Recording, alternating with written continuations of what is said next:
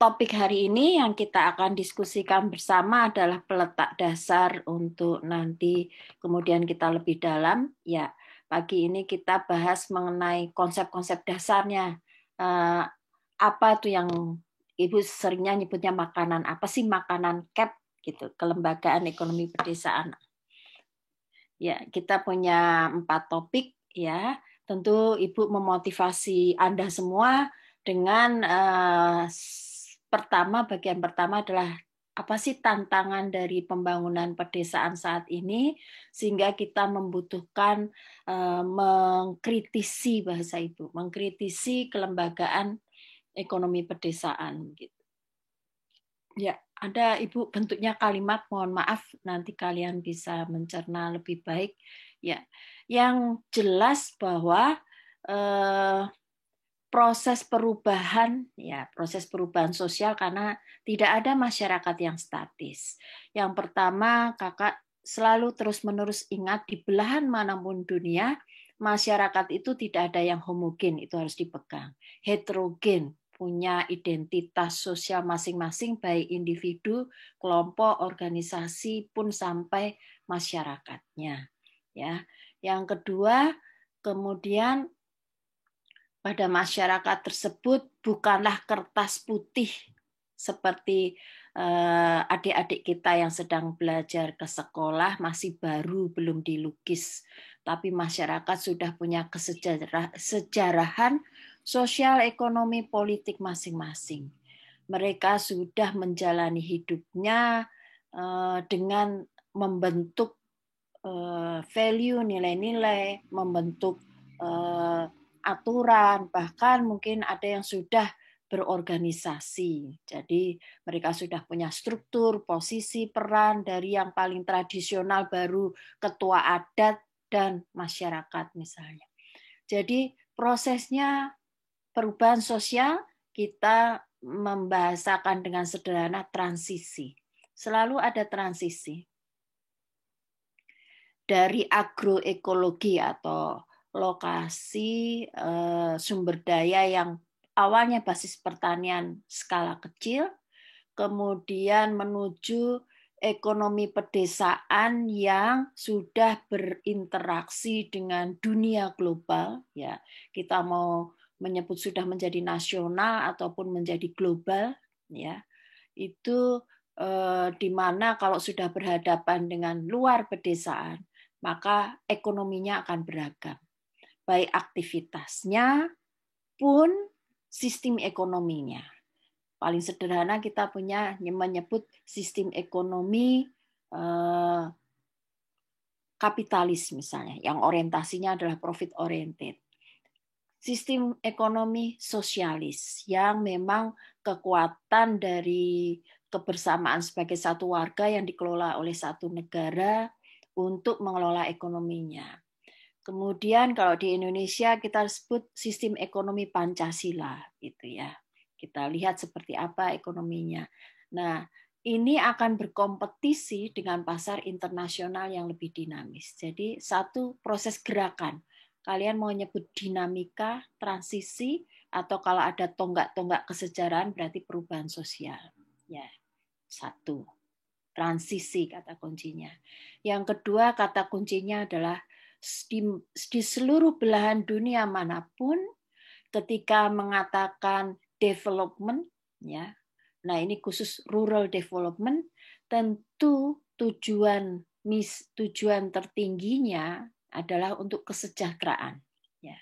Kesejahteraan siapa? Mestinya kesejahteraan warga, masyarakat yang ada di pedesaan, baik secara ekonomi maupun secara kualitas hidup.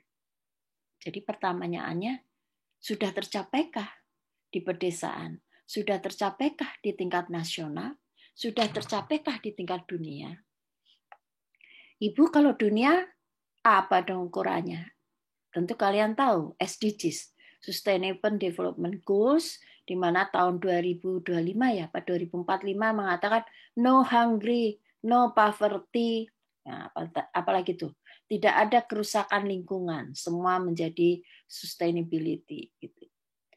Nah, kita lihat dari sejarah banyak peneliti-peneliti lokal ya di Balai Penelitian Pertanian dalam arti luas melacak bahwa rapuhnya ekonomi nasional ini kita bisa lacak atau telusuri sebenarnya ketika kenapa ya ekonomi nasional masih mengalami katanya pertumbuhan, tapi ketimpangannya cukup tinggi. Itu bisa ditelisik dari rapuhnya ekonomi rakyat pedesaan. Kemudian dipertajam lagi di teman-teman Balitbang penelitian pengembangan baik pertanian, perikanan, kemudian kehutanan dalam arti luas, melihat salah satu komponen penentu ketika terjadi rapuhnya ekonomi pedesaan adalah rapuhnya kelembagaan pedesaan. Ya. Gimana Bu ceritanya? Oke, nanti Ibu akan prosesnya akan Ibu lihatkan. Rapuhnya kelembagaan pendukung. Oleh karena itu, ini pakai bahasa positif ya. Solusinya kata para peneliti, ketika kelembagaan, ya kata sederhananya kelembagaan adalah aturan-aturan main yang dibangun oleh masyarakat, aslinya oleh masyarakat yang membangun. Aturan kesepakatan di dalam mengelola sumber daya alam itu mengalami kerapuhan. Kemudian ada serbuan program-program dari pemerintah, ada serbuan pasar dari perusahaan swasta, industri, dan sebagainya. Maka bahasa positifnya adalah transformasi kelembagaan tradisional atau transformasi kelembagaan asli dari masyarakat di dalam perekonomian rakyat pedesaan. Kalau bahasa antropolog, Ibu share, antropolog kan belajar budaya. Adalah bagaimana ada adaptasi. Bahasa positifnya, aku udah punya aturan main loh Bu, aku warga asli di sini, dan kami sudah punya kesepakatan bagaimana bagi hasil, bagaimana mengelola lahan, bagaimana simpan pinjam, kemudian ada aturan baru dari pemerintah, ada tawaran-tawaran dari bank sebagai lembaga permodalan yang baru. Kami harus bagaimana, Bu? Ya, kalau pakai bahasa budaya, ada perubahan budaya, mari adaptasi mana yang bisa sepakati bersama untuk keberlanjutan. Itu positive thinkingnya. Jadi ada transformasi kelembagaan tradisional dalam perekonomian rakyat pedesaan. Kata kunci ketiga. Dan itu semuanya atas nama tantangan ya Kak. Ada tantangan transisi, ada tantangan kesejahteraan, bahasa positif dari negatifnya kemiskinan, ada tantangan rapuhnya kelembagaan ya. Nah, kelembagaan ekonomi tradisional atau Ibu sebut kelembagaan ekonomi asli pedesaan ternyata masih memiliki kelemahan. Apa ya kelemahannya? Kata kunci keempat, mereka yang asli dibangun masyarakat setempat itu lemah dalam mengembangkan jaringan. Ya, tentulah kalau orang yang masih berkutatnya sama lingkungan satu RT saja atau satu dusun saja, tentu jaringan kerjasamanya lemah. Itulah sebabnya ketika anak-anak terbaik dari daerah kemudian belajar sebagai mahasiswa, harapannya adalah para mahasiswa itu bisa jadi agent of change, agen perubahan, membangun jaringan. Ya, jadi satu kelemahan kelembagaan adalah jaringan kerjasamanya masih lemah, khususnya dengan lembaga-lembaga yang modern. Yang modern itu yang datang dari pemerintah, datang dari perusahaan, dari industri, dari pasar modern. Ya, satu, jaringannya lemah. Dua, kapasitas. Kapasitas itu adalah SDM, kemampuan dan kompetensi untuk bersaing di bidang ekonomi masih dianggap lemah. Ya, sehingga ketika menghadapi tekanan dari luar itu perlu satu social movement, Ibu katakan, gerakan sosial untuk bersama-sama mengubah behave-nya, perilakunya, pelaku dari kelembagaan itu, baik sebagai individu, misalnya petani, nelayan, pengrajin, maupun secara kolektif, mungkin atas nama kelompok tani, menjadi pelaku-pelaku ekonomi yang mampu beradaptasi dengan transisi tadi. Ya. Itu 4 kata kunci. Sekarang kita lihat dari sisi, ada nggak Bu kebijakan yang mengawal, melindungi transformasi ini? Oke, itu disebut reformasi. Reformasi, ya, jadi transisi perubahan kelembagaan itu harusnya dirumuskan tuh oleh para pengambil keputusan dalam bentuk kebijakan pembangunan pedesaan. Ya. Harusnya kebijakan pembangunan pedesaan yang dilakukan oleh para petinggi-petinggi atau pejabat-pejabat di DPR, MPR itu harusnya merepresentasikan kepentingan masyarakat desa. Sudah ada kok Bu Titi, itu yang terbaru nih adalah otonomi desa, Undang-Undang Nomor 6 Tahun 2014 yang bahasa mereka desa membangun dan kita sudah koreksi.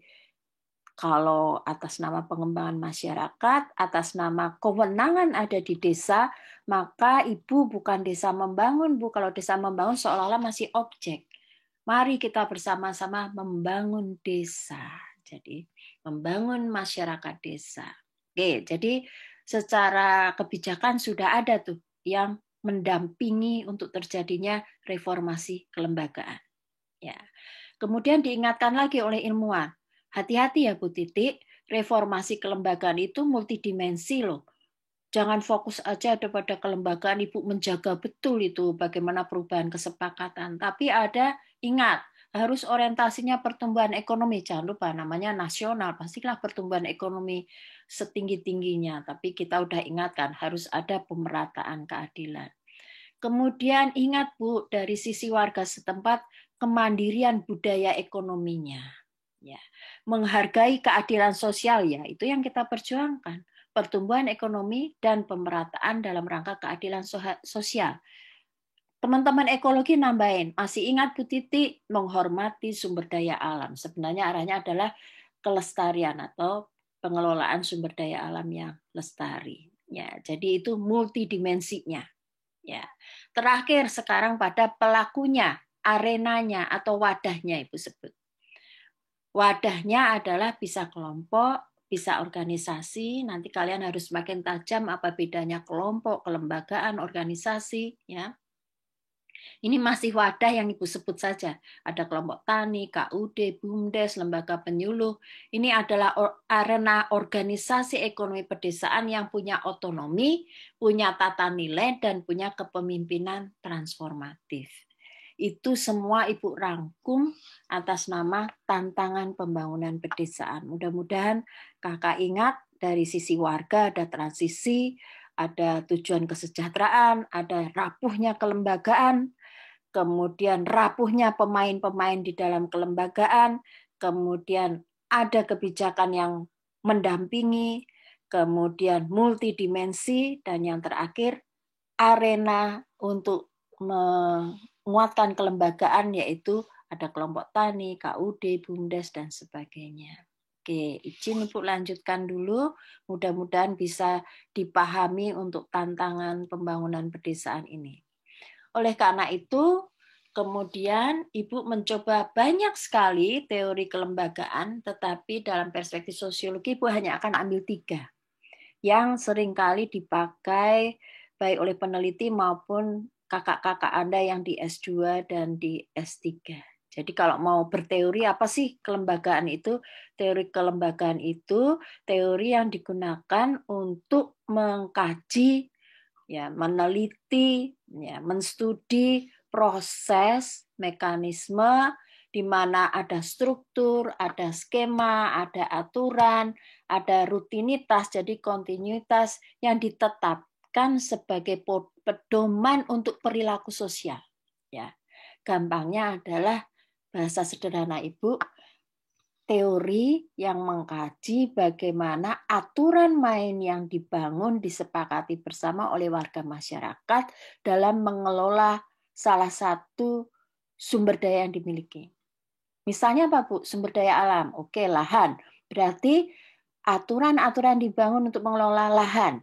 apa? Ya, Ibu mungkin agak jadul, yang paling kuno ya bagaimana kelembagaan penguasaan lahan itu bagi hasil, sewa lahan, gadai lahan, apalagi ya sewa, gadai, bagi hasil, Ibu yang tahu begitu.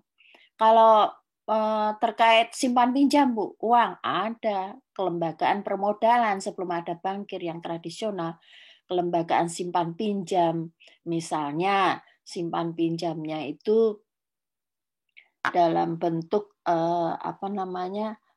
barang. Jadi ya sekarang kita kenal sebagai gadai ya, barang terus dikasih uang, atau arisan pun sebenarnya itu arena simpan pinjam bisa dijadikan. Nah, itu yang paling tradisi.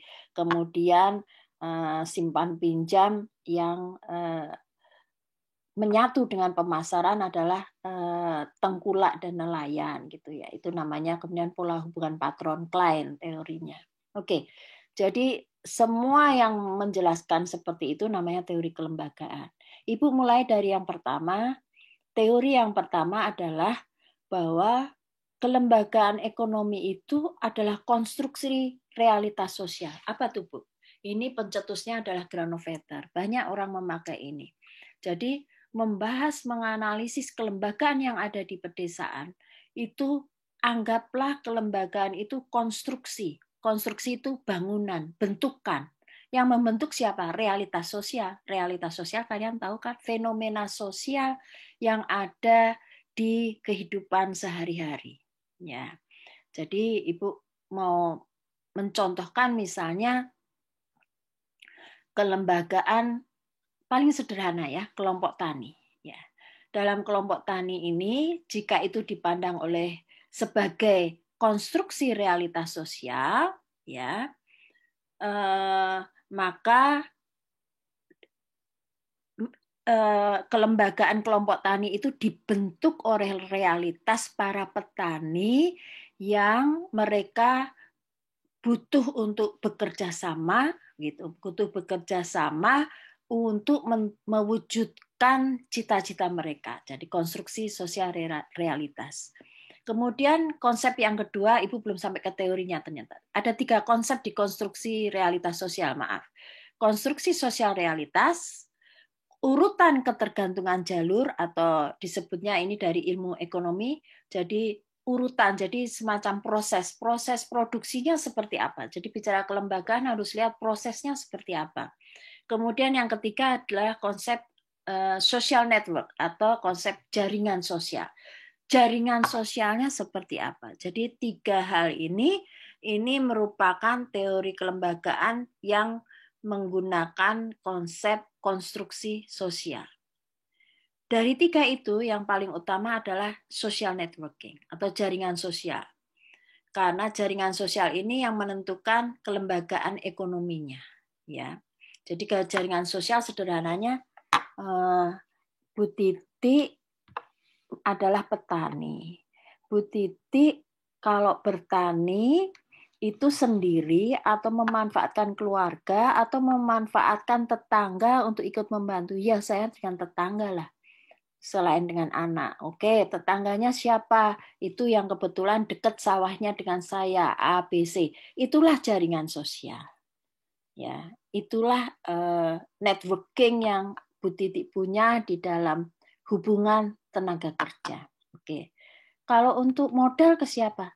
Ya kebetulan kalau hasil dari lahan itu Ibu jual ke Pak A karena dia itu selain meminjam juga kemudian memasarkan. Oke, berarti jaringannya ke sana. Jadi jaringan sosial ini yang paling mendasar untuk tahap awal dari konstruksi sosial kelembagaan ekonomi. Oke. Ibu jelaskan lebih lanjut dari 3 konsep tadi ya, ada realitas sosial, ketergantungan jalur, dan jaringan sosial. Oke. Yang pertama, konstruksi sosial realitas. Ya. Kelembagaan bukan realitas objektif, bukan orang melihat dari luar, tetapi kelembagaan adalah ciptaan sosial yang membentuk proses. Artinya, kelembagaan itu realitas subjektif menurut pelakunya, bukan orang luar yang menilai. Ya. Karena dasarnya kebiasaan melakukan sesuatu. Tadi misalnya Ibu sebagai aktor petani ditanya aktivitasnya apa saja. Ya, saya kalau bekerja harus bersama anak, bersama dengan tetangga yang dekat sawahnya dengan saya. Oke, berarti itu jaringan hubungan kerja gitu, dan seterusnya. Jadi pola-pola aktivitas itulah yang kemudian melembaga. Pola-pola aktivitas itulah yang kemudian disepakati dan membuat aturan main yang menjadi kelembagaan. Apa namanya? Kelembagaan hubungan kerja. Jadi konstruksi sosial realitas itu adalah realitas subjektif dari pengalaman aktor, bukan realitas objektif. Yang kedua, ya dari ilmu ekonomi, gagasan pembangunan itu ada jalurnya, jalur politik, jalur ekonomi, jalur sosial yang kemudian disatukan oleh Granovetter namanya sebagai kelembagaan. Maksudnya apa ya, Bu? Maksudnya bahwa kelembagaan ya ekonomi ini dibangun melalui pengelolaan sumber daya. Ingat, ekonomi itu adalah ketika manusia mengelola sumber daya, ya. Sumber dayanya kemudian dimobilisasi, ya, baik lahan, tenaga kerja, finansial, modal, teknologi, ya, melalui jaringan-jaringan sosial yang bagaimana mereka mengelola sumber daya itu melalui jaringan-jaringan yang terbentuk masih ditambah yang memiliki latar belakang sejarah masyarakatnya. Sejarah masyarakat itulah politik. Kelembagaan pada masa kerajaan, pada masa sebelum kemerdekaan, pada masa Orde Lama, pada masa Orde Baru, sampai pada masa Presiden Jokowi sekarang tentu akan berkembang. Ibu sudah gambarkan petanya dibagi 3 dekade ya kalau nggak salah pada topik yang pertama kemarin. Bisa dicek kembali bagaimana peran politik mulai Orde Baru kemudian sampai kemudian atas nama otonomi desa. Itu kelembagaannya berbeda-beda. Ya. Ada politik, ada pasarnya, ekonominya, ada teknologi atau ya teknologinya. Oke. Yang ketiga, social networking, jaringan sosial. Ya. Sekali lagi, dasar kelembagaan terbentuk awalnya dari jaringan antar aktor. Ya, yang dikatakan salah satunya bahwa kelembagaan asli itu kelemahannya adalah nggak punya jaringan. Jaringan antar aktor ini menjadi jembatan, baik jaringan politik, misalnya dengan para tokoh masyarakat atau wakil masyarakat di DPR atau MPR misalnya. Jaringan pasar dengan pemilik modal, jaringan dengan pemilik teknologi atau teknologi inovasi ya. Itu biasanya kalau pemerintah lewat penyuluh misalnya. Mobilisasi jaring sosial inilah yang menentukan ya mana di antara alternatif pelaku, Ibu menyebutnya pelaku walaupun bahasa di sini politik, ekonomi, sosial. Ya. Jaringan-jaringan inilah nanti yang menentukan seperti apa kelembagaan yang terbentuk terakhir. Masih ingat tadi Bu katakan kelembagaan itu proses adaptasi. Aturan-aturan betul, tetapi beradaptasi dengan situasi dan mana sih pelaku aktor yang paling berpengaruh. Nanti di bawah kita akan lihat perbandingan antar aktor politik, ekonomi, dan sosial. Ya. Jadi ini dasar ketika kita membahas kelembagaan dalam perspektif sosiologi, Ibu ulang ya, yang paling sering digunakan adalah Granovetter ini. Kelembagaan ekonomi adalah konstruksi realitas sosial dibedah menjadi 3. Konstruksi sosial realitas, urutan ketergantungan jalur, dan jaringan sosial. Ibu lanjutkan dulu kembali. Tambahan terbaru teori kelembagaan disebutnya teori kelembagaan ekonomi baru. Emang gunanya apa, Bu? Memperkaya apa nih kelembagaan ekonomi baru? Ini kalau tadi Granovetter, ini Victorni namanya. Ya, Ibu nanti share bukunya. Disebutnya kelembagaan ekonomi. Jadi baru artinya pendekatan baru dalam kelembagaan ekonomi. Ya. Jadi dalam kajian-kajian kelembagaan sebelumnya ditambahkan sama Victor nih. Jangan lupa di dalam kelembagaan itu juga ada relasi. Kalau udah bicara relasi berarti bicara aktor. Kalau udah bicara aktor berarti ada posisi peran, berarti ada struktur. Victor nih berkontribusi di dalam menambahkan tadi teori kelembagaan 3 tadi dengan istilah pengorganisasian sosial. Ya, mengorganisasikan, mengorganisir. Jadi jangan bicara aturan main aja dong. Di situ kan ada pelaku. Tentu di pelaku kan ada ketuanya, ada anggotanya, ada merekrut anggota. Kalau sudah begitu dalam bahasa organisasi ada visi misinya, ada tujuannya. Gitu, Kak. Kakak mestinya udah belajar KOK ya, Kelembagaan Organisasi dan Kepemimpinan. Udah belum? Coba ditulis di chat. Sudah belum? Nah, ini pengorganisasian tidak dipisah, tapi pengorganisasian masuk di bagian di teori kelembagaan. Selain 3 tadi, tambah 1, Victorni menekankan bagaimana pengorganisasian menjadi bagian dari kelembagaan. Mudah-mudahan Ibu kemarin pokok bahasan pertama sudah menyampaikan ya. Ibu bertanya apa bedaannya kelembagaan dan organisasi. Kalian sudah jawab. Kemudian dan kalian sudah mengarah, tetapi Ibu share gitu ya, karena nggak boleh Ibu mendominasi karena kita setara. Ibu menyampaikan bahwa menurut Ibu kelembagaan agak lebih tinggi karena abstraksi. Aturan main lebih tinggi daripada mengorganisir ada ketua dan direktur, misalnya direktur, manajer, anggota dan sebagainya, itu ada visi misi tujuan, tetapi aturan main itu lebih tinggi di atasnya. Jadi Ibu bayangkan kelembagaan itu lebih tinggi aturan yang bisa melingkupi, di sini ada kelompok tani, ada koperasi, ada apa namanya BUMDes misalnya, itu semuanya di atasnya adalah kelembagaan. Menurut hemat Ibu ya, itu di situ. Tetapi kalian boleh tetap diskusikan. Bahkan nanti Ibu kutip Sayuti, kalau Sayuti bilang, Bu, gampang Bu kalau nyontoin ke mahasiswa. Ikannya itu organisasi, kelembagaan itu airnya. Jadi lingkungan di mana organisasi hidup itu kelembagaan, katanya begitu. Oke, kita kembali. Sekarang Victorni tadi kontribusinya adalah bagaimana mengorganisir.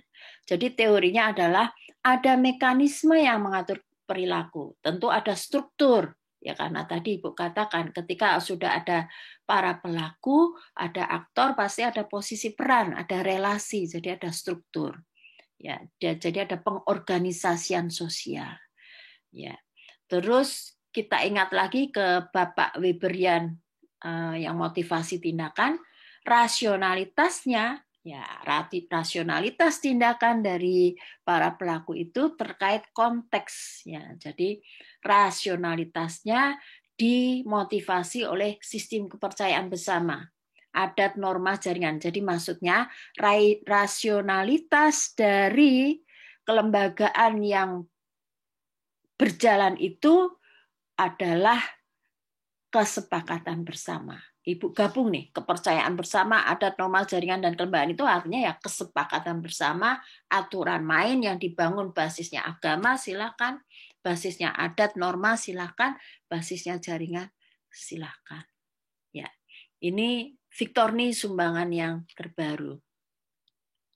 Jadi kalau mau digabungkan, maka analisis di dalam teori baru kelembagaan ini adalah efek kausal dari struktur sosial. Jadi efek hubungan sebab akibat dari struktur kelembagaan formal dan informal. Jadi kelembagaan formalnya tadi pengorganisasian, ya, ada pengorganisasian strukturnya, ada posisinya, ada visi misi tujuan, ada informal. Informalnya itu kesepakatan tadi, aturan mainnya, keyakinan dan sebagainya. Ya. Kemudian kalau mau digambar, Ibu milih gambar ini. Nah, ini gambarnya.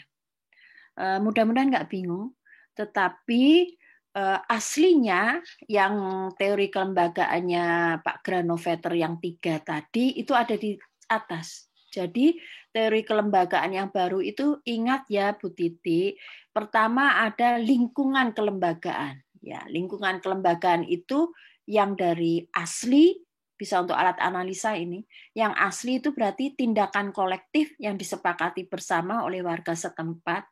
Tapi ingat Bu Titi, lingkungan kelembagaan bisa dibangun juga oleh pasar. Pasar punya aturan-aturan baru. Ingat Bu Titi, nggak hanya pasar, aktor itu selain warga komunitas, pasar atau pebisnis, juga ada pemerintah. Mungkin pemerintah juga punya aturan-aturan baru di dalam membangun kelompok tani, di dalam membangun BUMDes, sebagainya. Ya, itulah lingkungan kelembagaan yang Ibu sampaikan. Di tengah inilah yang kemudian Victorini berkontribusi namanya tata kelola atau pengorganisasian di dalam kelembagaan yang nanti kemudian seperti organisasi mengatakan siapa sih ketuanya, anggotanya siapa saja, bagaimana merekrut, ya seperti pengelolaan organisasi. Visi misinya apa, manajemennya seperti apa. Nah, ini. Kemudian yang paling bawah adalah para pelaku, para anggotanya, misalnya anggotanya adalah nelayan, petani yang membentuk kelompok-kelompok tani. Ya. Jadi kelompok tani itu adalah wadahnya.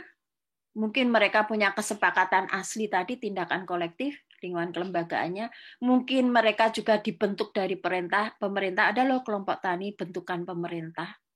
Ada loh kelompok tani yang Ibu meneliti di perkebunan kopi, ternyata bukan bentukan pemerintah, bukan bentukan warga setempat. Mereka karena sudah terikat dengan para pedagang, mereka mengatakan ketua kelompok tani saya adalah pedagang. Jadi kelompoknya itu antara petani kopi dan pedagang kopi. Nah, itu salah satu alat analisa untuk melihat. Ya, ini bagaimana organisasinya, pengorganisasiannya, Ibu lebih sering menyebut pengorganisasiannya, bagaimana kelembagaannya. Ini adalah satu skema yang menurut Ibu mudah dipahami ketika belajar kelembagaan. Oke. Nah, dari semua itu teorinya kita mengkerucut kepada definisi kelembagaan. Kok kayaknya jadinya terbalik ya. Ibu itu udah berteori panjang baru berdefinisi. Ya Ibu mencoba berteori dulu, mengajak Anda berpikir gimana sih lahirnya teori kelembagaan. Sekarang kita definisi. Definisinya sih banyak ya. Kelembagaan ada rule the game, ya kan? Aturan main gitu paling gampang.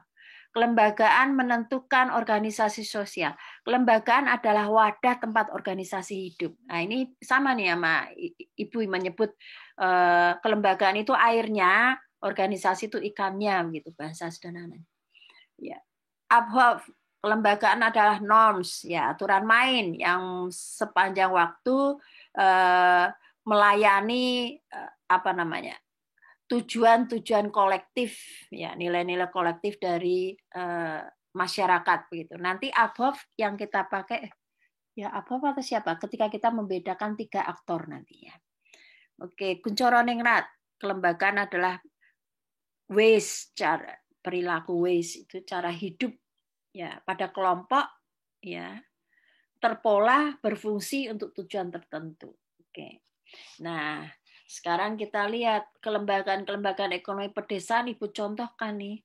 Di lembaga pengelolaan sumber daya alam, ya jelas sumber daya alam dan lembaga. Aktivitas kolektif ini nggak ada wadahnya, tetapi aturan mainnya ada, sambatan, tolong-menolong. Untuk menguatkan usaha kelompok tani, kelompok usaha agribisnis ini malah membuat bingung menurut Ibu ya, karena semua wadah itu bisa kita sebut sebagai arenanya. Pertanyaan kita, sudah hidup belum kelembagaannya? Ibu kemarin waktu topik pertama kan sejarah menanyakan orang Indonesia tuh senang banget pada masa perkembangan episode pertama kan memang harus pembangunan. Papan nama banyak sekali tuh. Koperasi unit desa, koperasi usaha tani, apa saja diwujudkan. Pokoknya ini loh Bu, sudah ada kelembagaannya. Oke, itu sebenarnya baru wadah. Kita cek aturan mainnya ada nggak? Oh udah ada. Aturan mainnya disepakati nggak? Dijalankan nggak sama warganya? Kalau belum ada, Ibu bilang, itu nama doang. Mungkin organisasinya ada Pak kepala, ketuanya, ada anggotanya. Bekerja nggak mereka? Menjalankan nggak visi misi tujuannya? Wah keren ya, visi misi tujuannya. Ternyata papan nama organisasinya nggak efektif, nggak jalan. Apalagi kelembagaannya, aturan mainnya nggak ada yang disepakati. Itu sederhana. Mungkin yang contoh ini dihilangkan dulu, ya. Kemudian ini yang ABHOP Ibu sebut, ABHOP itu ada 6 ya. Mungkin kalian sudah belajar dari KOK ya, mudah-mudahan ada. Itu ada 6 tipologis, tapi sebenarnya dibagi menjadi 3. Ini yang Ibu lebih contohkan ya. Kelembagaan ini kemudian bisa dirinci karakternya, bisa dianalisis yang Ibu sebut aktornya kelembagaan yang dibentuk oleh pemerintah. Ada kelembagaan komunitas, ada kelembagaan pasar. Ya. Kelembagaan yang bangunan pemerintah ini orientasinya adalah melayani penguasa dan masyarakat. Ini menurut ABHOF ya. Kemudian kalau komunitas untuk memenuhi kebutuhan hidup komunal. Kalau pasar untuk profit oriented. Kerjanya pemerintah monopoli ya, karena monopoli karena hanya satu melayani pengelolaan dari administrasi pemerintah. Komunitas lebih demokratis, setara, pasar jelas kompetitif. Kontrol sosialnya koersif kalau pemerintah, komunitas cultural compliance, jadi kepatuhan pada budaya, pasar penuh perhitungan. Simbol-simbolnya pseudo realis, jadi realis tetapi samar-samar. Komunitas kok arahnya mistis ya, karena budaya masih pada yang keyakinan seperti kemarin saksi ya, kemarin kita muter saksi. Kemudian pasar realis. Bentuk normsnya utamanya adalah pemerintah modifikasi perilaku, komunitas adalah komunal dan kepatuhan, pasar adalah individualis. Oke. Ibu akan contohkan ya berdasarkan tipologi ini. Di sini contohnya misalnya kelembagaan yang punya sifat dasar pemerintah, misalnya lembaga penyuluhan, dinas pertanian seperti yang kemarin, video kemarin itu dari Dinas Pertanian dan Penyuluhan ya, made in buatan ketika mengatakan begini loh membangun kelembagaan ekonomi petani.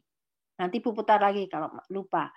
Yang kedua adalah kelembagaan-kelembagaan komunitas yang ke arah yang bisa berkembang ketika ketemu pasar karena harus dijual dan sebagainya, maka ada kelompok tani, ada koperasi dan sebagainya. Yang ketiga adalah kelembagaan. Yang kedua kelembagaan komunitas, yang ketiga adalah kelembagaan yang benar-benar sudah cirinya pasar karena menyediakan input produksi bahan baku, lembaga permodalan, lembaga pemasaran, lembaga jasa itu rice milling unit kalau di pertanian sawit. Ini ada 3 contoh besar. Ibu akan membuka wawasan Anda dengan memberikan contoh video tadi Bu cek, mudah-mudahan videonya tepat untuk memberi contoh dan kalian gantian kalian menanggapi berdasar apa yang Ibu share hari ini ya, tentu sambil proses belajar tidak apa. Ada 3 contoh untuk melihat ini sebenarnya tipe yang mana gitu. Komunitaskah, pemerintahkah, pasarkah, atau proses adaptasi gitu kan. Tadi Ibu bilang kelembagaan itu bertransformasi, bukan kertas putih tetapi proses transformasi selanjutnya. Oke. Mudah-mudahan dipahami. Ibu akan share video untuk kalian melihat dulu. Bentar, Ibu cek dulu.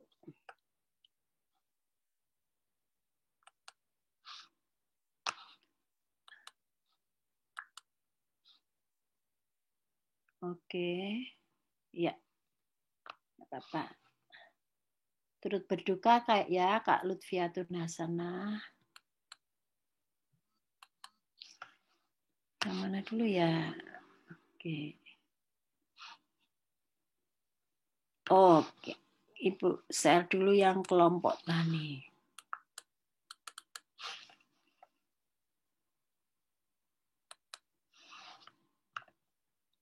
Nampak, Kak?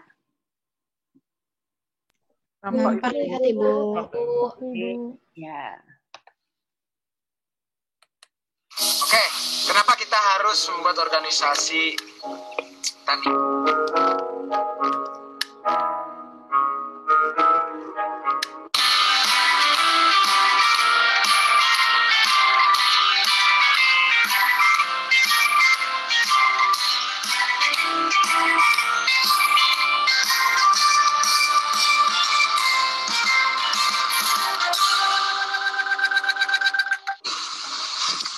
Petani muda ya, jadi ya saya muslim ya.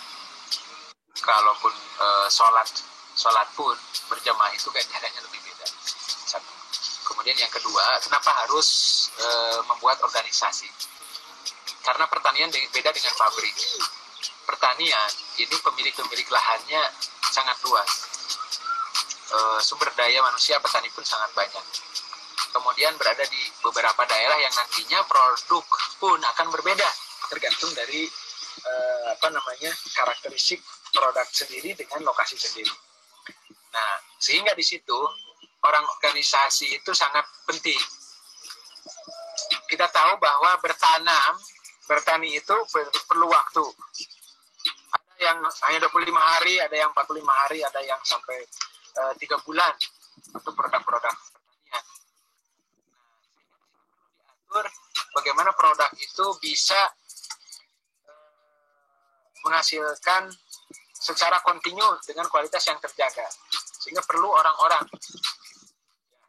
Dan di situ di dalam proses pun tadi juga di dalam proses budidaya, yang disitulah yang sehingga perlunya kita menyatukan organisasi petani, baik itu kelompok tani, gapokta, ataupun kami buat namanya komunitas petani muda Indonesia.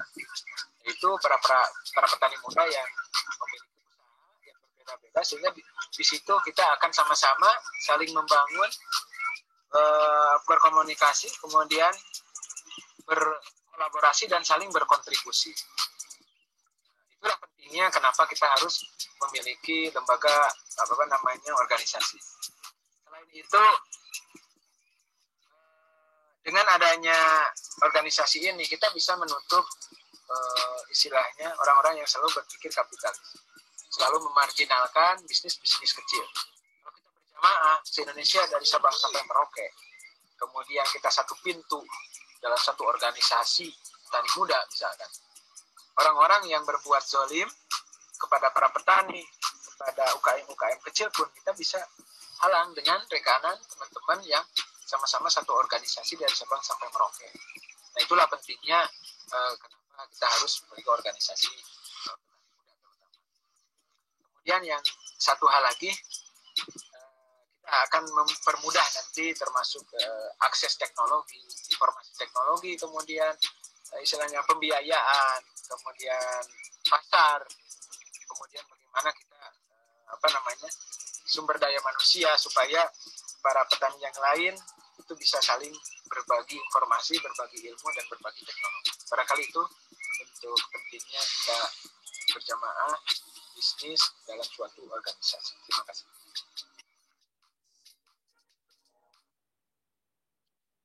Baik, ini tadi judulnya bagaimana pentingnya kelompok tani untuk petani. Judulnya begitu. Oke. Mana nih? Ya, siapa yang mau menanggapi duluan?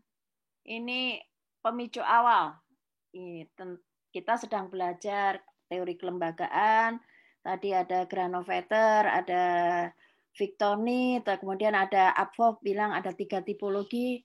Trisna, ya ada, walaupun ada wajah Yovian, tapi yang raise hand Trisna duluan. Silakan Trisna, Ibu catat ya. Semua Ibu catat. Ibu. Ya, izin jawab Ibu. Ya. Mungkin tadi yang dilihat dari video itu sesuai yang tadi Ibu sampaikan juga ya Bu, bagaimana adanya upaya transformasi atau adaptasi gitu ya Bu. Mungkin tadi kita juga dengar juga bahwasannya kita tuh berusaha untuk menutupkan marginalisasi bisnis kecil gitu ya, UKM kecil. Nah, bagaimana untuk kita bisa bantu ya salah satunya dengan ada organisasi. bagaimana kita mengorganisir atau pengorganisasian dari Sabang sampai Merauke menutup gitu marginalisasi dari bisnis-bisnis kecil yang bisa dikembangkan. Nah, kemudian juga tadi juga disampaikan bahwasanya banyak sekali potensi-potensi yang ada di pertanian. Nah, itu yang bisa kita unggulkan gitu ya. Pertanian itu sumber daya manusia yang cukup luas, kemudian juga lahan yang luas. Nah, bagaimana mengoptimalkan yang ada tersebut gitu Bu.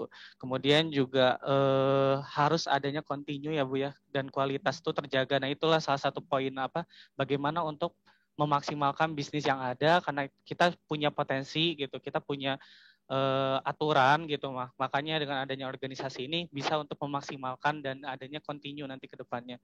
Mungkin seperti itu Ibu, dan juga ada kemudahan akses yang tadi disampaikan bahwasanya penting juga adanya akses dari teknologi, informasi, dan itu satu sama lain tidak egois, bagaimana untuk membuka atau men-share kembali ilmu-ilmunya. Terima kasih Ibu. Terima kasih Kak Trisna. Ya, sebelum Ibu tanggapi, silakan yang lain. Siapa mau menanggapi? Kak Fadila, silakan Kak Fadila. Ya, saya izin menambahkan dari yang di review Trisna ya Bu. Sebenarnya saya juga setuju bahwa organisasi atau kelompok tani yang ada di pedesaan itu penting. Nah, saya izin menambahkan dari video juga dijelaskan bahwa kelompok tani atau kita itu perlu menggabungkan atau bersatu membentuk organisasi-organisasi di pedesaan itu agar apa ya Bu? Pertama bisa sharing ilmu tentang pertanian. Terus kedua, iya kayak yang dibilang Trisna tadi memarginalkan, jadi kelompok-kelompok di desa itu nggak termarginalkan lagi gitu. Terus kalau melisik dari materi yang Ibu jelaskan mengenai konsep kelembagaan tadi, menurut APOV atau APOV itu bisa disebut kalau komunitas petani itu kelembagaan sifat dasar dari kelembagaan komunitas yang menuju pasar ya Bu, karena ada kelompok-kelompok tani di sana. Gitu sih Bu, menurut saya. Ya, terima kasih Kak Fadila. Terima kasih. Oke, satu lagi siapa? Putri Damayanti. Terus sama ya, Putri dulu, silakan Kak Putri. Baik Ibu, izin off cam dulu ya Bu karena sinyal. Iya Bu. Ya, menambahkan juga dari Trisna dan juga Fadila beberapa poin yang juga saya catat Ibu mengenai kenapa pentingnya organisasi bagi kelompok petani. Yang pertama itu karena contohnya saja kalau misalnya kita umat muslim itu berjamaah pasti akan beda gitu. Begitupun dengan kelompok petani, kalau misalnya mereka bekerja sama itu pasti caranya juga bakalan beda. Yang kedua pertanian itu beda dengan pabrik, di mana kalau dalam segi pertanian itu sumber dayanya banyak, terus juga produk yang dihasilkan di tiap wilayah juga pasti akan berbeda. Jadi skalanya juga bisa lebih luas dibandingkan pabrik yang mungkin hanya pekerjanya cuma beberapa orang dan juga mungkin butuh modal yang cukup besar juga seperti itu. Terus yang ketiga juga kenapa organisasi petani ini penting, karena mereka butuh untuk menghasilkan produk-produk dan juga proses-proses budidaya yang terus atau secara kontinu seperti itu, sehingga perlu untuk mengorganisir atau mengorganisasi para pelaku-pelaku petani seperti tadi dibilang kelompok tani, terus juga gapoktan, sehingga mereka bisa saling berkolaborasi, bertukar informasi satu dengan yang lainnya. Terus poin selanjutnya juga dengan adanya organisasi ini menekankan kembali bahwa ini bisa menutup kapitalisasi gitu, di mana usaha-usaha kecil ini bisa terus berkembang dan tidak ibaratnya tadi orang-orang yang berbuat zalim terhadap usaha kecil itu akan bisa dicegah. Dan juga terakhir itu ada mempermudah teknologi, terus juga pembiayaan, sehingga bisa mereka bisa saling mempermudah satu sama lain. Jadi kalau bisa kita kaitkan memang organisasi pertanian ini lebih kepada transformasi, bisa merubah transformasi dari mereka yang awalnya mungkin skalanya kecil bisa ke skala yang lebih luas. Nah, itu juga setuju dengan Dila, ini sepertinya bisa dimasukkan ke dalam kelembagaan sifat dasar yang kelembagaan komunitas yang yang bisa bertransformasi menuju kelembagaan pasar. Seperti itu, Ibu. Ya, terima kasih. Baik, terima kasih Kak Putri ya. Ada 3 ya Kak.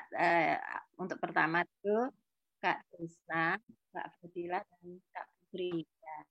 Pesan itu nanti kalau riset, kalau penelitian itu sebagai peneliti kita harus skeptis itu apa ya? Pokoknya kurius, pengen benar nggak ini ya.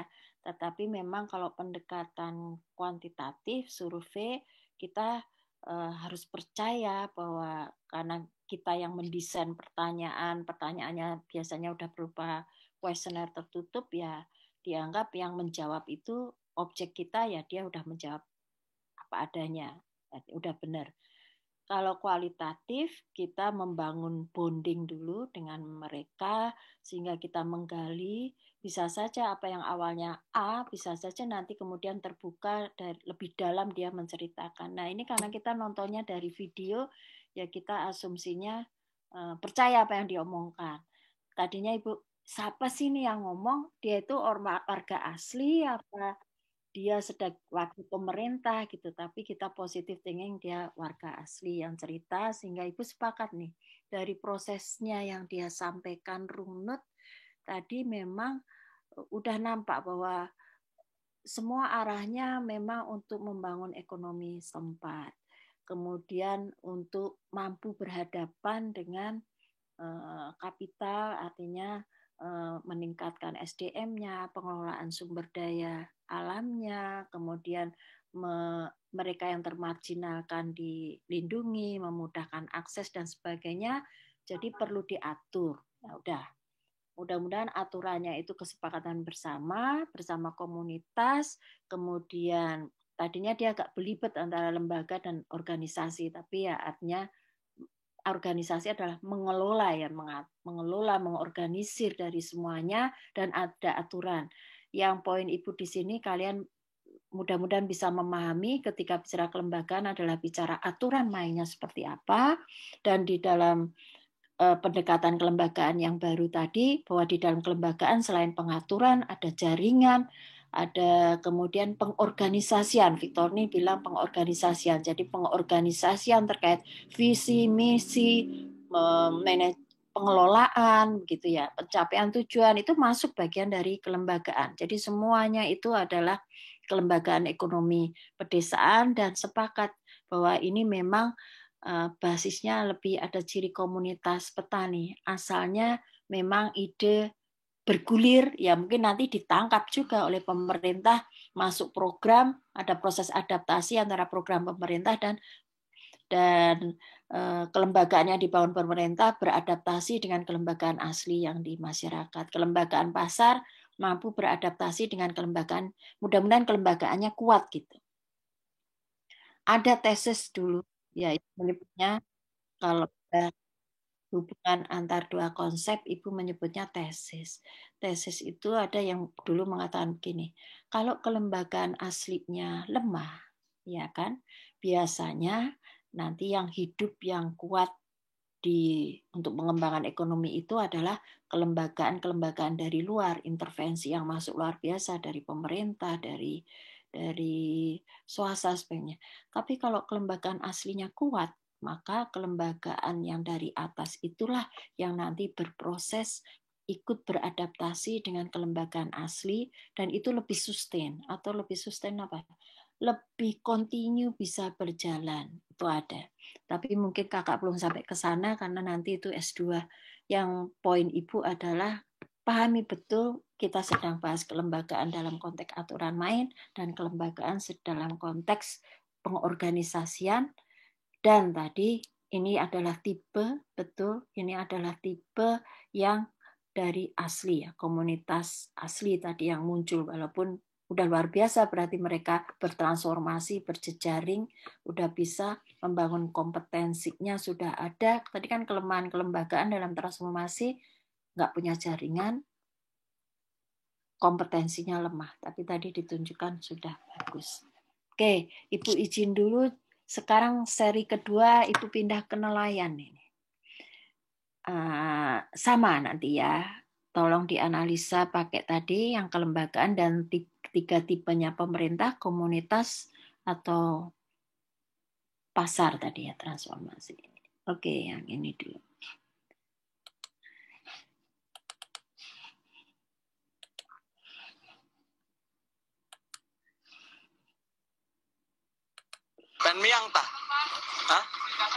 Nelayan Kabupaten Cirebon dianggap sulit untuk meraih kesejahteraan selama sistem hutang kepada terpulang hasil menjerat ribuan nelayan, terutama yang ada di wilayah Bang ini.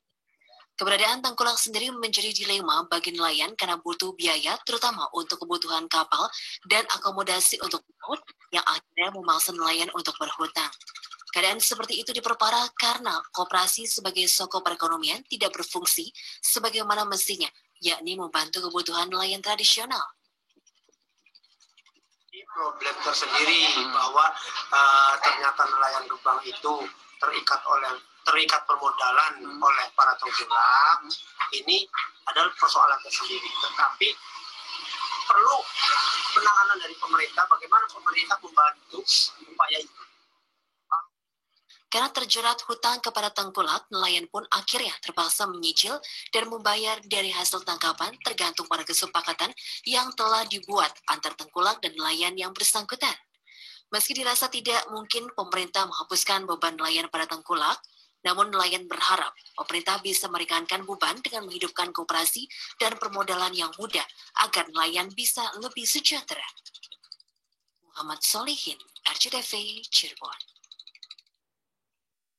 Oke, ini ada lanjutannya, Ibu. Share yang kedua dulu.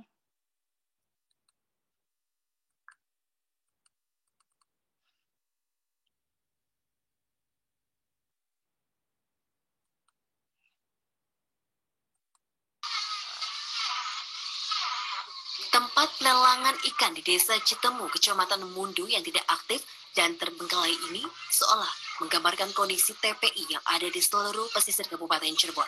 Tidak berfungsinya tempat pelelangan ikan di Kabupaten Cirebon menjadi salah satu penyebab sulitnya nelayan untuk meraih kesejahteraan karena terikat hutang yang tidak sedikit kepada tengkulak.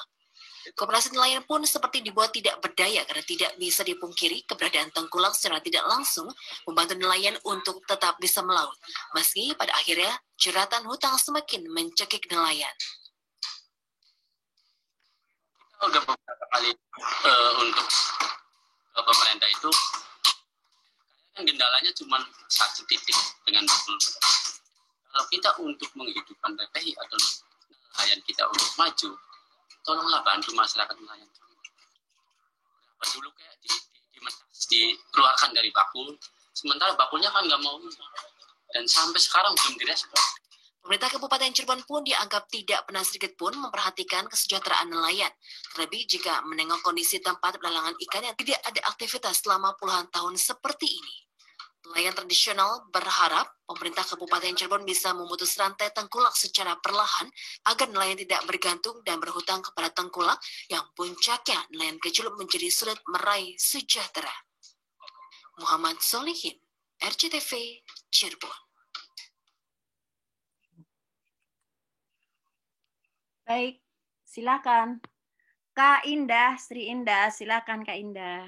Oke, baik Ibu, terima kasih atas waktunya.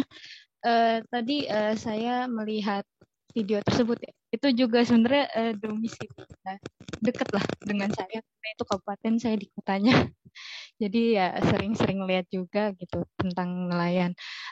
Jadi baik untuk menanggapi ya Bu, kedua video tadi kan berarti permasalahannya adalah bagaimana kelembagaan pasar itu lebih kuat dibandingkan kelembagaan komunitas yang ada di masyarakat tersebut. Jadi kelembagaan lokal yang ada di masyarakat itu terlihat sangat lemah. Hal ini diperlihatkan bagaimana kooperasinya yang tidak berjalan, lalu ada pemerintah lokal yang memang belum bisa mengatasi hal tersebut, sehingga ada intervensi dari luar, yang dikatakan tadi ada intervensi dari kelembagaan luar.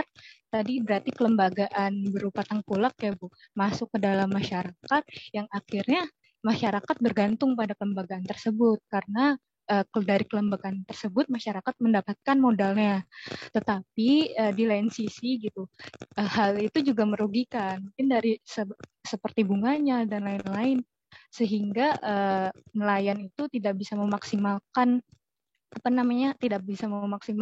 hasil yang mereka dapatkan karena terjerat utang dari tengkulak tadi, dan juga mereka perlu menyicil modal yang mereka pinjam seperti itu Bu.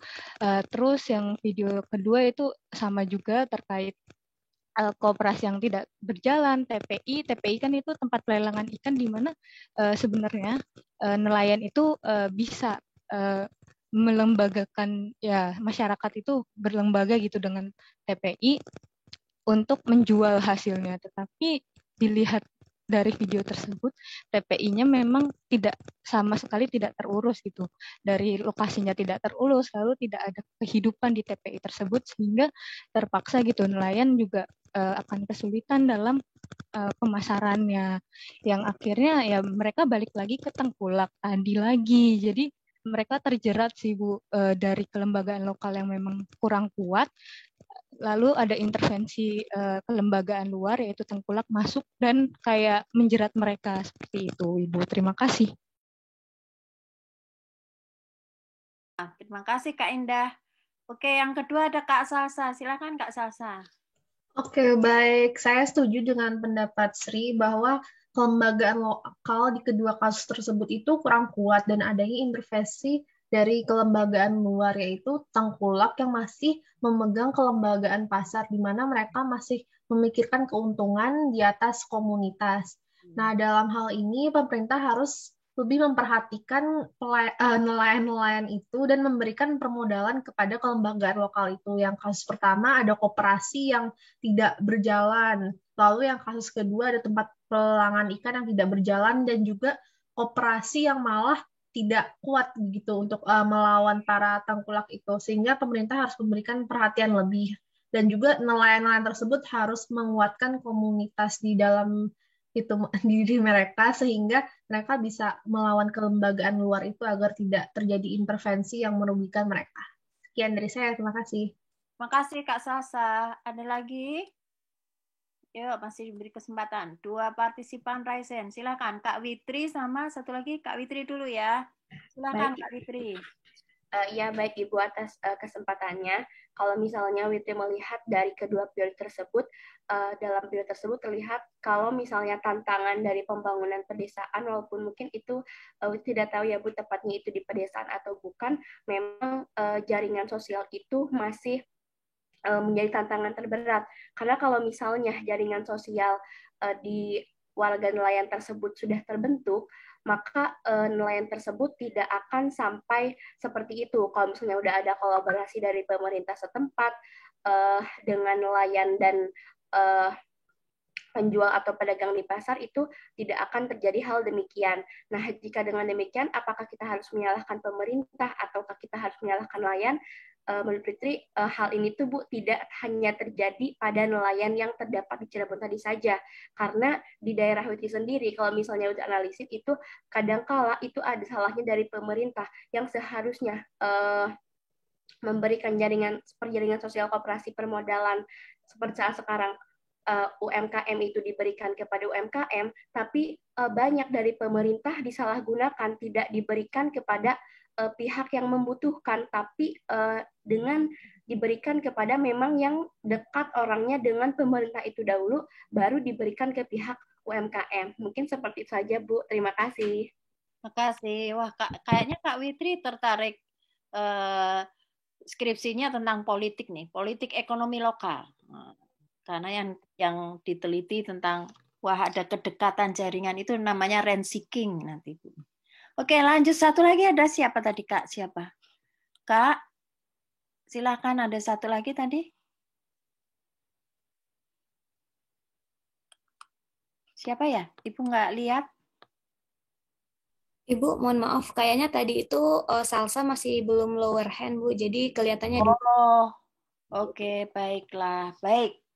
Ya, terima kasih ya, luar biasa nih tim ini, Bu senang ada Kak. Oke, kita bahas tentang tadi apa sih tengkulak ya, tengkulak dan nelayan ya. Betul, tadi Ibu juga kurius, kalian udah mampu berani mentipologikan tengkulak betul kelembagaan pasar, tapi ketika mereka adalah luar yang masuk, nah itu perlu dikritisi juga. Betulkah tengkulak itu orang pendatang yang masuk di luar kelembagaan asli, atau sebenarnya tengkulak itu juga warga setempat? Itu juga perlu dicek ya. Kemudian ada pengalaman menceritakan begini, ketika tadi yang dianggap lembaga aslinya adalah kelompok nelayan, nah benar. Jadi ada kelompok nelayan, tetapi kelompok nelayan ini seringnya adalah kelompok yang mencari ikan bersama. Kemudian mungkin awalnya untuk kebutuhan, kemudian dijual di pasar, belum tentu dengan mudah ada yang membeli, mungkin baru orang-orang yang datang. Kemudian datanglah yang atas nama tengkulak tadi. Tengkulak mungkin adalah asalnya bukan asalnya adalah pedagang gitu. Pedagang yang membeli bisa beli ikannya lebih banyak gitu. Nah, karena udah langganan jadilah jaringan antara nelayan dan pedagang A itu yang bisa beli banyak. Setelah itu lebih lanjut lagi. Nelayan perlu uang, perlu melaut, harus ada beli minyak kah, beli makan untuk dibawa ke laut kah, kebetulan pas musim paceklik nggak ada uang, pedagang dengan baik hati, menurut Ibu ya memberikan, diberi, nanti bayarnya gimana, nggak usah, nanti bayarnya kalau udah ada hasil ikan, dijual, dibeli lagi dijual hasilnya ke saya gitu. Jadi lama-lama ada ikatan-ikatan, ada kesepakatan, itu kelembagaan bukan? Kelembagaan ya. Ya, kelembagaan ya. Jadi selain ada kelompok tani yang kelembagaan mencari ikan bersama, aturan mainnya ada tuh. Aturan berbagi pasti ada. Adalah kemudian kelembagaan, kalian mau menyebut apa? Tengkulak dan ini. Lebih ke permodalan, walaupun sebenarnya juga pemasaran kan. Mungkin modal karena ternyata lama-lama mereka berhutang modal pada ke tengkulak. Oke. Bu, kalau begitu harus ada itu, karena kalau dari sisi kalian, dari luar, orang luar bilang, itu ya, tengkulak itu bunganya misalnya nih ya, 20%. Padahal di bank itu bunganya hanya 10%. Ya. Kenapa sih nggak didatengin bank? Oke, udah banyak riset, kebetulan risetnya S2 kakak kalian yang tesis. Membanding antara tengkulak dan nelayan sama bank-bank yang ada di situ. Temuannya adalah, ya, Bu, mereka nggak mau pindah ke bank. Kenapa? Kenapa? Karena aturan mainnya itu tidak sesuai dengan kebutuhan dari nelayan. Nelayan maunya, nggak usah pakai dasi dong Bu, pagi-pagi kami tuh nggak usah pakai mandi, langsung tuh si bapak datang, Ibu Titik perlu apa, perlu dibantu apa, padahal kalau bank kita harus datang, belum pakai kolateral jaminan. Proses belajar kelembagaannya apa? Kalau mau diterima di masyarakat, program-program pemerintah yang akan memperkuat kelembagaan, silakan bertransformasi, berproses adaptasi, walaupun warga juga harus adaptasi. Proses adaptasilah bahwa mereka nggak perlu kolateral. Berani dong kayak Muhammad Yunus yang bikin aturan untuk orang miskin nggak pakai kolateral, apa tuh jaminan? Jaminannya adalah trust, kepercayaan. Orang miskin bisa kok kembalikan dengan kepercayaan satu kelompok. Itu contoh, Kak. Ya. Jadi bagaimana, karena kita sedang bicara kelembagaan nih, bagaimana kita dorong semua untuk membangun ekonomi pedesaan, bertransformasilah kelembagaan itu dalam bahasa budaya, beradaptasilah, saling beradaptasi untuk memilih kesepakatan, aturan yang bisa dilakukan oleh masyarakat desa dalam kondisinya, dan tentu kita harus memperkuat kompetensinya, SDM-nya, teknologinya, dan lain-lain. Tetapi aturan kalau mau berjalan, sustain, harus disepakati. Bukan satu arah. Tidak ada namanya aturan cuma dipaksakan. Tadi kan kalau pemerintah kita ikut dipaksakan kalau terkait KTP, administrasi ya, mau nikah, kartu keluarga itu udah ada sistem, kita nggak bisa nawar, Bu boleh nggak kalau mau nikah bapaknya yang kesini bikin aturan, nggak boleh kan? Kalau mau KTP orangnya dong yang ke rumah, nggak boleh, itu udah kesepakatan pemerintah. Tapi kalau urusan ekonomi mestinya bisa didialogkan, kan untuk kesejahteraan masyarakatnya. Itu maksud Ibu. Satu lagi, mengapa TPI yang diprioritaskan? tempat pelelangan ikan itu mimpinya pemerintah adalah, wahai semua petani ikan, nelayan, ya, kami pemerintah atas nama Balai tempat pelelangan akan memfasilitasi Anda, silakan taruh ikannya dengan tawar-menawar. Aturan mainnya mana? Kakak tahu nggak? Lelang itu bahasa dari luar negeri. Syarat lelang barang-barang mahal itu, barang-barang yang langka itu, syaratnya apa? Penjual dan pembeli setara. Aku punya duit, dia punya barang. Aku tawar, yang paling tinggilah yang diterima. Bagaimana mungkin mereka itu setara, sementara para pedagangnya adalah para tengkulak yang memberi hutang pinjaman pada para nelayan. Bagaimana mungkin TPI bisa jalan kalau mereka yang jual beli tidak setara? Makanya TPI nggak jalan. Sebelum masalah hutang piutang diselesaikan, harus dijadikan setara. Tapi kakak sepakat nggak kalau nanti udah ada koperasi, ada TPI, kalau gitu para tengkulak dibunuh saja, dalam tanda petik ya, bukan dibunuh beneran. Nah itu PR, Ibu nggak mau jawab, karena itu PR Ibu waktu muda. Ibu waktu mendampingi orang-orang tanya, Bu kalau begitu orang-orang itu gimana Bu? Mau dibunuh aja? Dibunuh tanda petik ya, bukan dibunuh beneran. Gimana caranya? Pusing Ibu juga. Kalau dampingi, ada yang nggak termarginalkan, nah terus yang itu mau diapain Bu? Ibu nggak mau jawab. Oke, Ibu lanjutkan dulu, ini belum selesai. Oke, baik, Ibu lanjutkan ya.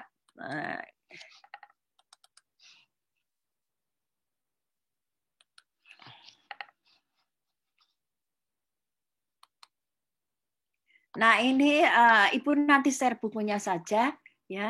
Ini terkait istilah-istilah supaya Kakak lebih paham kalau lagi nyebut kelembagaan itu sebenarnya tentang apa, kalau sedang menyebut organisasi tentang apa gitu ya. Jadi tidak apa kayak Bapak tadi yang cerita bahwa penting untuk membentuk kelompok tani, tapi dia bicara organisasi. Kalau kita pakai teori kelembagaan yang tadi, organisasi dalam arti bagaimana mengelola di dalam kelompok tani itu untuk tujuan. Jadi kalau udah bicara gini ada visi, misi, efektif, manajemen gitu. Ya, jadi poinnya adalah kalau bicara lembaga, bicara norms, aturan main. Bicara organisasi, bicara sosial grupnya. Maaf, ini lebih dalam. Nggak tahu, mudah-mudahan nggak memberatkan Anda, tapi kalau bicara kelembagaan, kalau kalian tertarik untuk riset terkait ini, ada 3 pilar analisis kelembagaannya. Satu namanya dilihat dari regulatif. Regulatif itu artinya aturan-aturannya. Dan ini seringnya ada nggak aturan-aturan pemerintah di dalam kelembagaan tersebut? Misalnya nanti udah bicara koperasi, kan koperasi udah organisasi, itu udah ada badan hukumnya. BUMDes, ada nggak aturan-aturan yang sudah diberikan oleh pemerintah terkait pendirian BUMDes? Ada nggak sanksi kalau melanggarnya? Gitu kan? Itu regulatif pilar namanya. Yang kedua adalah kelembagaan dalam konteks normatif pilar. Normsnya apa? Value. Ini lebih dari masyarakat, lebih pada komunitas. Apa sih nilai-nilai norm masyarakat yang masih disepakati di dalam rangka mengembangkan BUMDes itu? Misalnya kita bicara BUMDes ya. Misalnya bahwa anggota-anggota BUMDes itu sebaiknya diprioritaskan adalah warga dari komunitas lokal. Apalagi kalau di sini yang sedang mengalami termarginalkan, bahasa kalian tadi misalnya adalah petani yang tidak memiliki lahan misalnya. Nah, itu adalah norms ya. Bagian dari kesepakatan yang asli dari masyarakat. Kemudian ada yang ketiga, ini adalah bagian dari pengalaman anggota-anggotanya. Jadi sampai mana pengetahuan budaya yang mereka kemudian menjadi dasar mereka berperilaku. Jadi konsep bersama tentang kehidupan sosial misalnya bahwa Walaupun saya sekarang alhamdulillah sudah dikasih rezeki Bu Titi, saya sekarang lahannya udah lebih dari 2 hektar, tapi tetap kok di kita itu dasarnya adalah tolong menolong, saling membantu.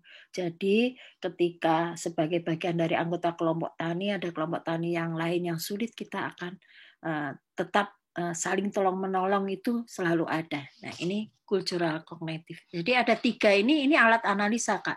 Bisa digunakan untuk menganalisa sampai mana kelembagaan itu hidup, bermanfaat, dan bisa berkelanjutan gitu. Ya, ini contohnya. Contoh-contoh regulatif tadi, aturan main dari pemerintah. Undang-undang kah, perda kah, gitu ya. Analisisnya, apakah undang-undang sudah diterapkan? Apakah undang-undang tentang desa sudah diterapkan, undang-undang pendirian, kemudian peraturan mengenai BUMDes atau mengenai koperasi sudah diterapkan, apakah pedomannya sudah dijalankan, itu regulatif. Kalau normatif, pelakunya, misalnya penyuluh. Apakah penyuluh memandang pekerjaannya itu sesuatu yang baik? Apakah mereka bangga jadi penyuluh? Gitu. Ya. Kemudian nilai-nilai dalam materi penyuluhan, apakah materinya sesuai dengan etika para petani? Yang terakhir kultural, ya. Bagaimana pengetahuan, ya, pengambil kebijakan tentang konsep-konsep penyuluhan misalnya. Bagaimana pengetahuan dan persepsi penyuluh tentang kegiatan penyuluhan. Apakah pengetahuan petani tentang penyuluhan? Ini ternyata tentang kelembagaan penyuluhan ini ya. Analisis kelembagaan penyuluhan pertanian Indonesia dianalisis pakai aspek regulatif, aspek normatif, dan aspek cultural kognitif. Ini salah satu tools alat analisa. Ya, Ibu share bukunya nanti, bukunya. Oke, sudah. Ini bagian dari akhir.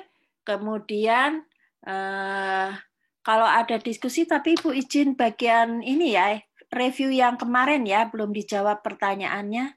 Ibu izin share dulu bagian terakhir kemarin. Film yang terakhir, mudah-mudahan masih ada. Salah. Sorry. Oke, Ibu share yang terakhir, mudah-mudahan masih ada. Oke.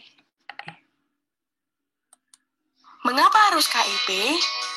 Kelembagaan Ekonomi Petani adalah kelembagaan petani, baik yang berbadan hukum maupun yang tidak berbadan hukum, yang memiliki kegiatan usaha tani dari hulu sampai hilir di sektor pertanian yang ditumbuh kembangkan oleh, dari, dan untuk petani, guna meningkatkan skala ekonomi yang menguntungkan dan efisiensi usaha.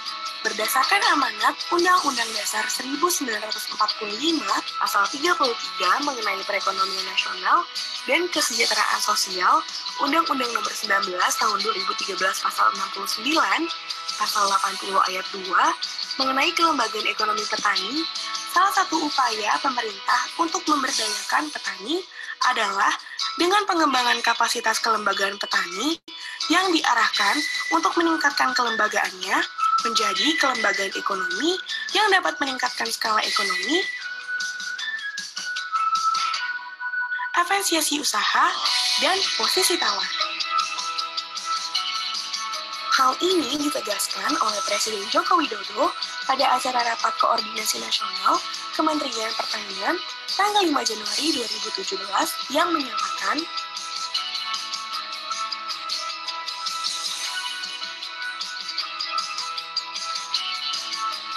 pemerintah melalui Kementerian Pertanian hanya mampu memberikan fasilitas sebesar 35% dari kebutuhan anggaran usaha tani di seluruh wilayah Indonesia. Untuk itu, diperlukan dukungan dan sinergitas dari berbagai pihak, baik dari kementerian terkait maupun pihak swasta. Saat ini, usaha petani kita dalam skala kecil dan tidak memenuhi skala ekonomi. Untuk itu, diperlukan kelembagaan petani dengan manajemen bisnis yang baik, modern, dan efisien, sehingga memiliki daya saing serta memperoleh keuntungan yang memadai untuk anggotanya melalui Kelembagaan Ekonomi Petani atau KEP. Dengan skala usaha yang menguntungkan, diharapkan bisa mendatangkan investasi dan menumbuhkan para entrepreneur muda melalui pengelolaan secara bersama-sama dan sinergi antara pelaku usaha hulu dan hilir, serta dukungan teknologi informasi dalam memberikan pelayanan yang cepat kepada petani. KEP dibangun dalam satu kawasan atau klaster wilayah kerja Balai Penyuluhan Pertanian atau BPP yang setara dengan wilayah administrasi kecamatan. Setiap BPP memiliki minimal 8 orang penyuluh pertanian. Seorang penyuluh pertanian membina 8-16 kelompok tani dengan luas lahan sekitar 25 hektar per kelompok tani atau seluas 200 hektar per penyuluh yang dikawal secara intensif dari mulai tanam sampai dengan panen. Maka satu wilayah KEP mengelola sekitar 1.600 sampai 3.200 hektar. KEP dikelola melalui manajemen yang terdiri dari pengawas, manajer, dan unit usaha di bidang sarana produksi, unit pelayanan jasa Alsintan atau UPJA, pengolahan dan pemasaran hasil serta simpan pinjam yang didukung dengan penggunaan teknologi informasi. KEP diarahkan untuk mengelola mekanisasi di kawasan yang dikelolanya melalui UPJA, sehingga para petani melalui penyuluh pertanian dapat meminta pelayanan untuk pengolahan tanah kepada KEP. BPP sebagai lembaga penyuluhan di kecamatan wajib mengawal dan melakukan supervisi kepada penyuluh yang melakukan pendampingan di wilayah KEP serta melakukan koordinasi, sinkronisasi, dan sinergitas program baik di lingkup Kementerian Pertanian maupun dengan program kementerian lainnya. Penerapan inovasi teknologi di wilayah KEP dilakukan melalui pendampingan oleh penyuluh, peneliti, dan akademisi. Dalam perhitungan nilai ekonomi, jika dalam 1 hektar ditanami padi dengan produksi sebesar 5 ton, maka akan diperoleh sekitar 8.000 ton gabah kering giling. Dengan asumsi harga gabah sebesar Rp4.000 per kilogram, maka di kawasan yang dikelola KEP terjadi transaksi keuangan sebesar Rp32 miliar per musim tanam atau Rp64 miliar per tahun. Sekitar 70% digunakan untuk biaya produksi yang meliputi sewa lahan, pengolahan lahan, dan tenaga kerja. Sedangkan sisanya 30% atau sekitar Rp19,2 miliar dikelola oleh KEP. Dari uang yang dikelola oleh KEP tersebut, sebesar 70% digunakan untuk biaya operasional meliputi mekanisasi menggunakan Alsintan, pembelian benih, pupuk, biaya manajemen KEP, dan jasa konsultasi penyuluh pertanian. Sisanya sebesar 30% atau sekitar Rp5,8 miliar merupakan keuntungan KEP. Dengan sistem yang dibangun melalui KEP, petani mendapatkan keuntungan dengan pelayanan kebutuhan benih dan pupuk secara tepat waktu melalui kemitraan dengan pihak Pupuk Indonesia Holding Company, Sanghyang Sri, PT Pertani, perbankan, serta jaminan pasar dan harga yang layak melalui kemitraan dengan Bulog dan Outlet.